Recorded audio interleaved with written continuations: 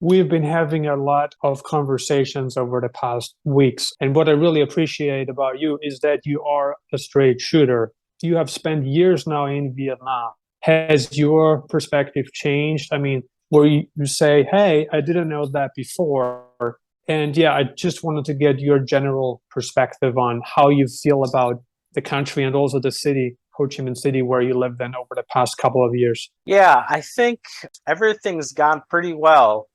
It's been a fun ride. The country is quite adventurous. And I think if you haven't traveled abroad, you might experience some culture shock, definitely. Maybe perhaps you don't understand the language or the cultural etiquette from the Right. food. But there are definitely frustrations because, from my perspective, I would always be comparing it to the United States, where service is different, or the government, the way it runs, or anything like that. So customer service. And so in Vietnam, it can be frustrating. You might not have as much choice in terms of products or online shopping, or even like I guess in the West, we're used to the good customer service. That might be Right. lacking here or there. It might be spotty here or there. So there are trade-offs. There's good things and bad things, definitely, of both cultures. Now, what's really important for a digital nomad who wants to live in Southeast Asia is obviously internet reliability. Has that been an issue for you in the city where you lived in, where you would say, hey, this was too much? Because a lot of people are running into this problem. They end up in a place, where they thought, hey, I wanted to live in this specific place for so many years. I have thought about it. I finally got there.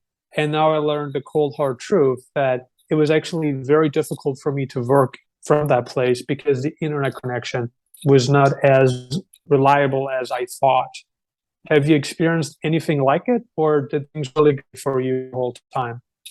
I would say the internet in Vietnam is comparable to America, if not better.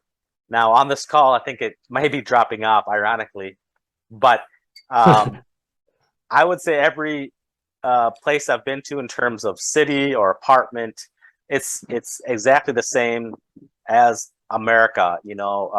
In terms of the high speed internet, the modem that you're hooked up, or the system. So I think it's really up to the apartment or the individual place that you decide to rent from. So I can't say in every case that you have strong internet because for some reason apartment building might spread out, or either their modem or they're not hooked up right. But I would say compared to other places in Asia, Vietnam is doing very, very well. Definitely maybe not up to like South Korea standards, but compared to the Philippines, where I've heard where there have been blackouts, or it's very common for issues like that, Vietnam doesn't have those issues. Well, it's funny that you touched upon the Philippines, and you probably know my story. I wanted to live in Cebu all the time.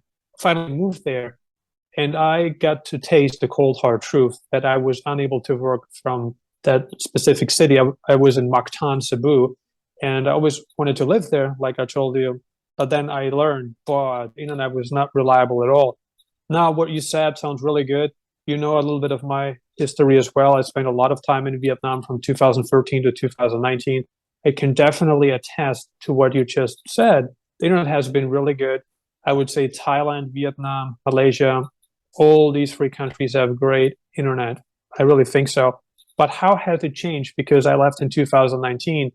What's the speed that you have in an apartment? How much do you pay for it?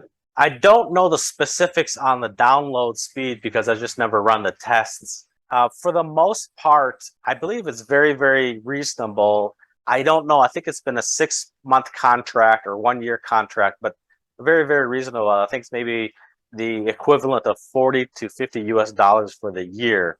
Again, I think it depends on what service or you get or you receive in your apartment. For example, in our apartment, it's included in our monthly rent. So I really don't know what the cost would be. Excellent. Well, I know what you're talking about because when you move into an apartment in Vietnam, very often the internet is already installed. You don't need to take care of this. The landlord, the landlady takes care of all of this. and you just pay the bill. And sometimes the internet is even included. You need to pay for anything. And I appreciate that because you know how it works in the US. You move into an apartment in the US, like 99% of apartments in the US are unfurnished. You have to buy everything, right? There's literally nothing in the apartment except for kitchen, but that's pretty much it. You've got a fridge, you've got a microwave, but that's it, right? You got to furnish it all yourself. And you also need to get your own internet connection in the US. So if you compare it to Vietnam, I mean, in Vietnam, you're literally in heaven because you don't have to deal with any of that. It's all taken care of for you for literally a bargain. You don't pay that much, right? Yeah, exactly. Everything's included.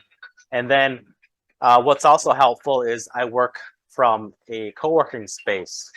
So that's very, very up to date. They have the small offices, they have full workspaces, so there's 3 floors of freelancers, people working on their laptops, and their co-working spaces are a dime a dozen in Vietnam. So it's going to be very easy to find, definitely. Well, it's interesting that you point out that fact. So what are you paying right now for the co-working space? Do you have like a certain deal where you pay by the week, you pay by the month, you pay by the year? Sure. So the brand that I'm using is called The Hive, Hive. And I think they have offices in Malaysia, Hong Kong, and Thailand, as well as here in Vietnam. So I have the full day desk option. So that means I have 30 days unlimited time that I can go there. And then there's just maybe a long desk or some areas I can work from. So as long as I'm able to find some space, I can set up and then get working. And that costs me, the going rate is about $80 a month. And I signed a 3-month contract, so I was able to get it down to $60 a month. And then they also have like a flex plan where you can go 10 times a month, as well as you can get a dedicated desk where you can leave your monitor. You might have a cubicle, and then that area is where you get to sit exclusively every day.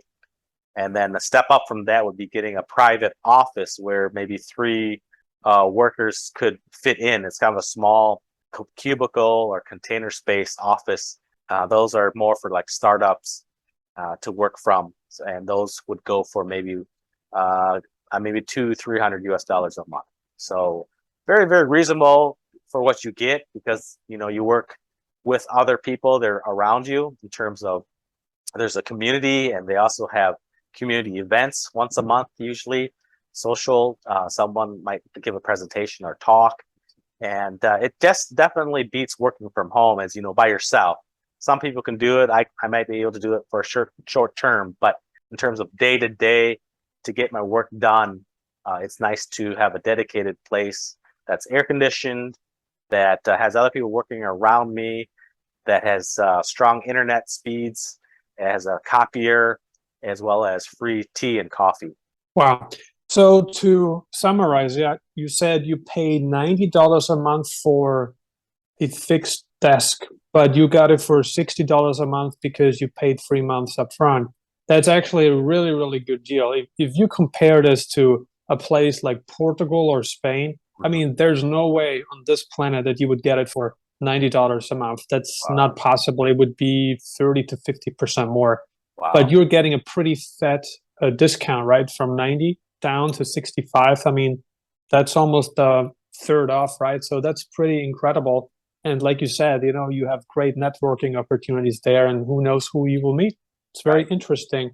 Right. Well, I appreciate all of the information you shared with us today. I think that was really helpful because so many people consider moving to Vietnam, and they wonder, is Vietnam a good place for networking? Can I make sure that the internet is reliable, affordable? I think you answered this question on the call, so thank you very much.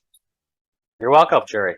Consider subscribing if you haven't already. I'm uploading new videos on digital nomad locations, travel updates, and investment advice several times a week right now. And if you got some more time left, check out these videos.